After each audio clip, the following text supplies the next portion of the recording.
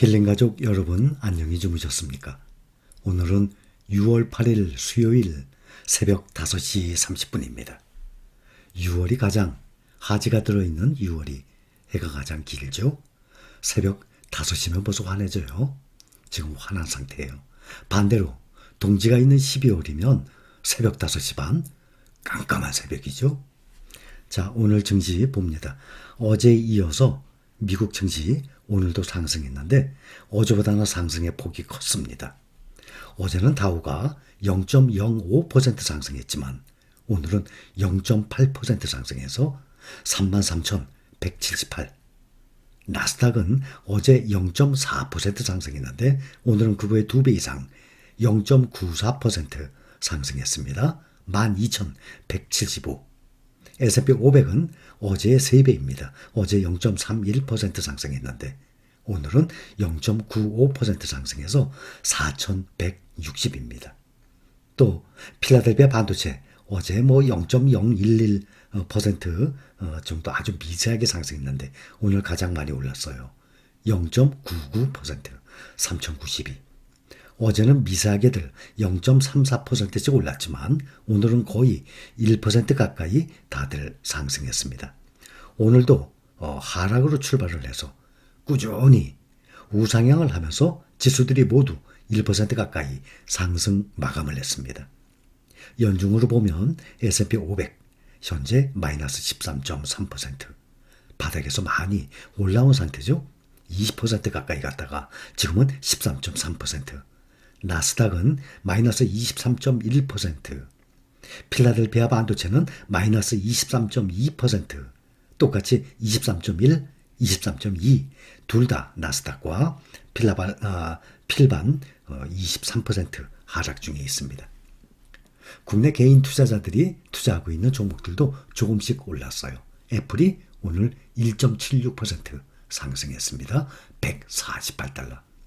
대형주들, 빅테크주들 보면 다들 올랐습니다.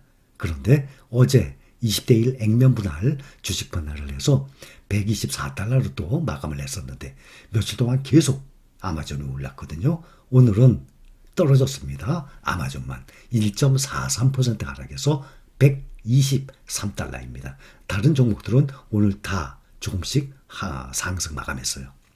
테슬라 0.25% 미세하게 상승했네요. 716달러.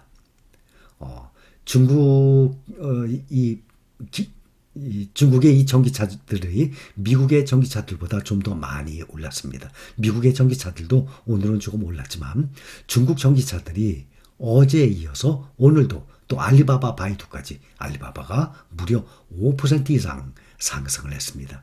또 엔비디아도 0.75% 상승해서 189달러입니다. 또 마벨 테크놀로지가 2%대 상승하고 다들 오늘 조금씩 상승하면서 마감을 했습니다. 10년물 국채금리가 어제 며칠 만에 3% 넘게 올라갔어요. 그런데 기술주에 이 매수세가 계속 유입됐습니다. 국채금리가 떨어진 덕분에 오늘은 3% 아래로 내려왔습니다. 어제는 심리적 이 저항선인 3%를 돌파를 했었어요. 10년물 국채금리가. 무역 적자가 개선됐다는 소식 이후에 소폭 하락을 했습니다. 장 마감 시점에 2.98% 근방에서 거래가 됐어요. 미국의 4월 무역 적자가 역대 최대였던 3월 기록한 1,077억 달러보다 무려 19%나 줄어들었어요. 그래서 871억 달러로 집계가 됐습니다. 4월의 이 무역 적자는 월스트리트 저널이 집계한 전문가 예상치가 894억 달러였는데 이거보다도 적어요. 871억 달러. 수출이 늘고 수입이 줄어들어서 적자 규모가 줄어든 것으로 나왔습니다. 미국의 무역 적자 확대가 1분기 GDP 성장률을 끌어내린 주요 원인 중에 하나였는데 이번 4월 무역적자 규모의 축소는 2분기 GDP 증가 분명히 도움이 될 것입니다. 사상 처음으로 1천억 달러를 돌파했던 3월 무역 적자보다 무려 206억 달러나 급감을 했습니다. 역대 최대폭으로 무역 적자가 감소가 됐어요. 특히 상품 수입이 4.4%나 급감을 했어요.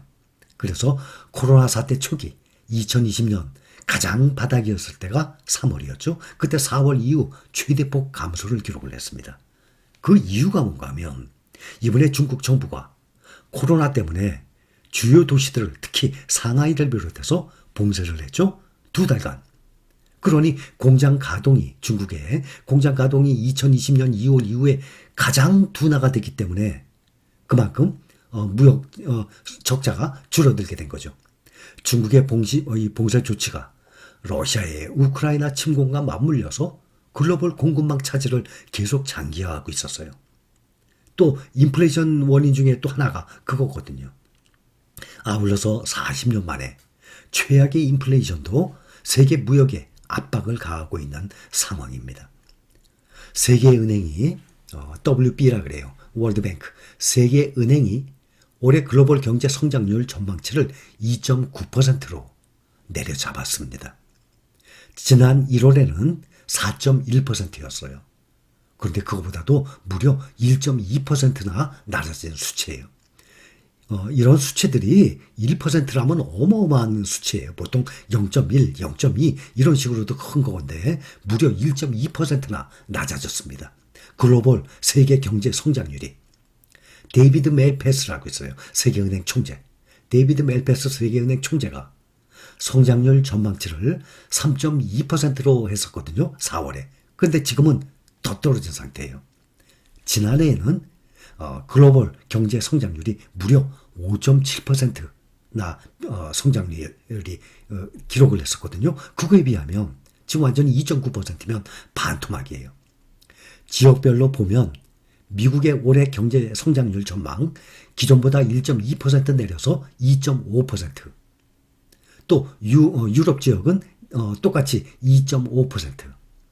중국은 0.8% 내려서 4.3% 전망을 하고 있습니다. 그러면서 현재의 상황은 1970년대 5.16 때와 닮았다고 말을 합니다. 경기 침체 속에 물가가 상승하는 스태그플레이션 위험이 상당하다고 경고를 한 상태예요. 멜패스 총재가 성명에서 우크라이나 전쟁, 중국 봉쇄, 그것으로 인한 공급망이 또 붕괴가 됐어요. 또 스태그플레이션 위험이 성장을 망치고 있다라고 말을 하고 있습니다. 그래서 앞으로 많은 국가에서 경기 침체를 피하기 어려울 것이라고 경고를 한 상태입니다. 스태그플레이션, 이것은 경기가 침체가 되고 있는데도 물가는 지속해서 상승하는 거예요. 스태그플레이션의 대표적인 사례가 바로 1970년대 5.16 때 그때입니다. 자, 여기서 댓글을 소개를 합니다. 아마 우리 신림가족 되신 지 얼마 안 되셨을 거예요. 이런 댓글 보면 저 힘이 쭉 빠져요.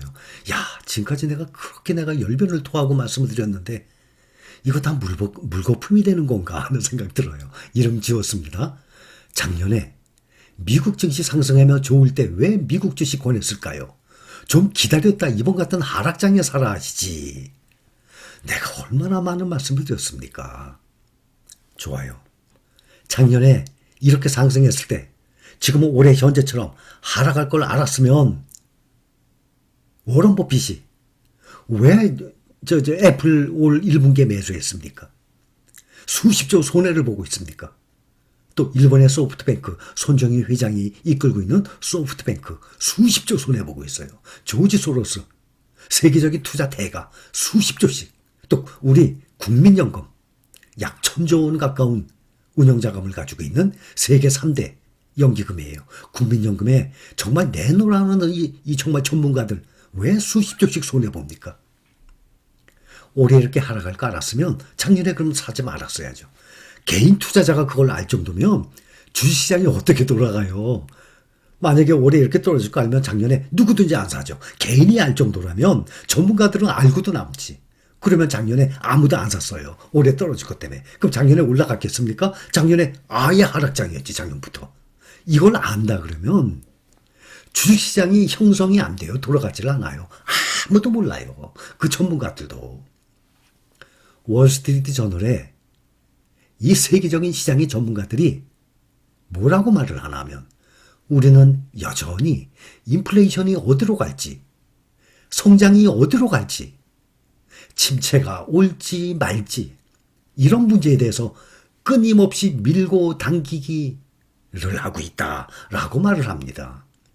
언제가 바닥인지 알잖아요. 그러면 누구든지 돈 벌죠. 그럼 그걸 알면 주시장 자체가 이루어질 수가 없는 거예요. 아무도 모른다고 얼마나 많은 말씀을 드립니까? 그래서 개인 투자자들이 이렇게 기관과 외국인을 상대로 정말 나보다 난 전문가들을 상대로 시장을 이기기 위해서 수익을 내기 위해서는 꾸준히 정액 적립식으로 매달 50만 원도 좋고 100만 원도 좋고 주가가 떨어지면 많이 사는 거고 주가가 오르가면 조금 사는 거고 이런 식으로 해서 수량을 모아서 이것이 몇 년이 돼서 수익이 불어나는 거예요. 그 방법 외에는 없어요. 그러면 올 초보다 지금 6월 더 많이 떨어졌죠? 올 3월, 4월 왜 샀어요? 지금 샀어야지. 올 3월, 4월만 해도 연초보다 많이 떨어졌어요. 그럼 그거 사람들이 안다 그러면 아예 안 사죠. 지금 6월이니까 지금 사야죠. 근데 이런 걸 안다 그러면 지금까지 이 주가 흐름이 이루어지지가 않죠. 이해를 하시겠어요? 아무도 모르는 거예요. 그래서 사람이 물가가 상승, 앞으로 5년, 10년 가면서 물가가 계속 오르잖아요. 평균적으로는 월급도 오르잖아요. 그렇죠? 화폐 가치는 점점 떨어지고. 근데 주식의 시장의 주가는 그거 이상으로 올라가요. 그게 역사예요. 그렇기 때문에 시간에 투자하고 꾸준히 모아가는 거예요. 이해를 하시겠죠? 아마 제 영상들을 거의 안 보시고 또 이제 시작하기 때문에 갑자기 엉뚱한 이런 질문들 하시는 분들이 간혹 계실 겁니다. 전문가들의 말은 현재 모든 투자자들이 침체 시기를 가늠하려고 애쓰고 있어서 주식시장이 당분간 큰 상승과 하락을 겪을 수 있다라고 말을 하고 있는 상태예요. 전 세계의 투자자들의 이 복합적인 심리에 의해서 움직이는 주식시장을 수학문제, 산수문제 풀듯이 누가 그것을 맞춰요. 이 산수문제 풀듯이 그렇게 해결되는 그런 시장이 아니거든요. 그렇기 때문에 주식이 어렵다는 거예요. 왜 어렵다는 말이 나오냐면 그걸 맞춰야 되니까. 언제가 꼭지고 언제가 무릎이고 언제가 바닥이고 주가가 오를지 내릴지 이런 것을 예상하고 맞춰야 되기 때문에 주식이 어렵다고 얘기하는 거예요. 그래서 그것을 맞춰서 사고 팔고 합니까? 그렇게 되면 대부분이 원금 손실을 한다는 것 아니겠습니까? 이해를 하시겠죠? 저는 이 한 분 때문에 말씀드리는 건 절대 아니에요. 이렇게 생각하고 있는 사람들이 있어요. 그렇기 때문에 말씀드려요. 이것은 주가의 흐름을 아무도 모르기 때문에. 작년에 그만큼 올랐어요. 올해 더 올랐지도 누가 알았겠습니까? 그러니 작년에 매수하는 거죠. 이렇게 떨어질 거 알았으면 누구든지 매수 안 하죠. 지금 현재 22년 6월보다 올 연말 더 떨어져요? 아무도 모르죠. 누구도 말 못해요. 그러면 지금 매수하면 안 되죠. 올 12월에 더 떨어지니까. 그걸 누가 알겠습니까? 그렇죠? 그렇기 때문에 주식의 앞날은 아무도 몰라요. 오늘 삼성전자 얼마 되겠습니까? 오늘 필반나 얼마 되겠습니까? 이걸 어떻게 맞춰요? 매일매일 오르내리는 주가를. 그렇기 때문에 우리는 역사적 우상향하는 세계 1등 시장, 가장 안전한 개별이 아니라 ETF 종목에 꾸준히 투자를 하는 거예요. 제가 수없이 말씀드렸어요. 이렇게 생각하고 계신 분들 계시다면 영상을 꾸준히 보세요. 그 다음에 인터넷상에 많은 자료들이 있어요. 공부를 하다 보면 아무도 모르는 거구나. 그래서 계속 사 모아야 되는 거구나. 결론은 이렇게 알게 되거든요. 자, 오늘 어제보다 1% 가까이들 상승을 하고 마감했습니다. 10년물 국채 금리가 조금 떨어진 3% 이하로 조금 떨어진 상태예요. 자, 오늘 모닝 브리핑 여기까지입니다. 감사합니다.